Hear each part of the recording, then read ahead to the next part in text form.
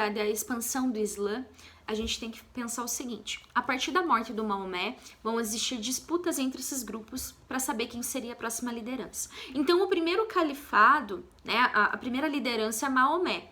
Depois de Maomé tem o sogro dele e assim por diante, tá? Então a gente vê a expansão dos califas. Lembrando que o califa, ele não é só um chefe militar, ele é um chefe religioso, ele é uma liderança. Então após a morte do Maomé, nessas lideranças vão acabar disputando para saber quem que seria o responsável por continuar os ensinamentos de Maomé.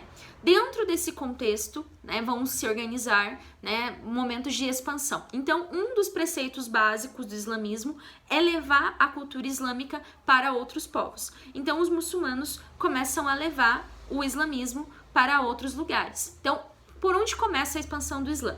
O islamismo vai começar a se expandir inicialmente pela Península, né, arábica, depois eles se expandem pela África, então eles começam a converter muitos africanos próximos ao deserto do Saara, organização de caravanas, e através da península, né, da África, eles vão acessar a Península Ibérica, onde atualmente fica Portugal e Espanha. O que é interessante da gente pensar? Que, né, após a morte do Maomé, vão existir dois grupos que que vão se dividir em relação à cultura muçulmana. Então, por isso a gente tem que ter muito claro que islamismo não é uma coisa unificada, então existem grupos dentro do islamismo. Quais são esses grupos? Os xiitas e os sunitas, tá? Então, dentro desse contexto dos xiitas e dos sunistas, são dois grupos que vão defender vertentes diferentes do islamismo. Os xiitas, eles acham que apenas os descendentes de Maomé que têm legitimidade, que têm o direito de levar o islamismo, que possuíam o direito de ser lideranças. Tá? Então, os xiitas usam apenas o Alcorão.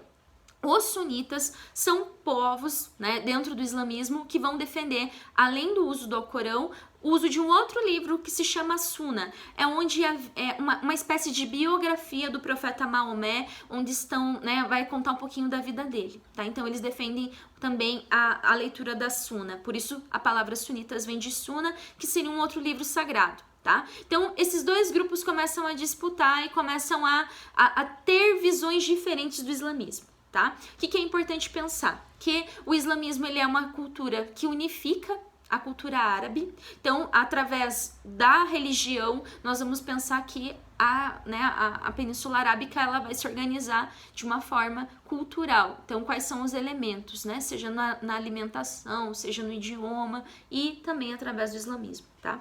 Então, é importante que vocês façam a leitura dos materiais, resolvam seus exercícios e anotem as dúvidas para que a gente possa tirar nas próximas falas, tá?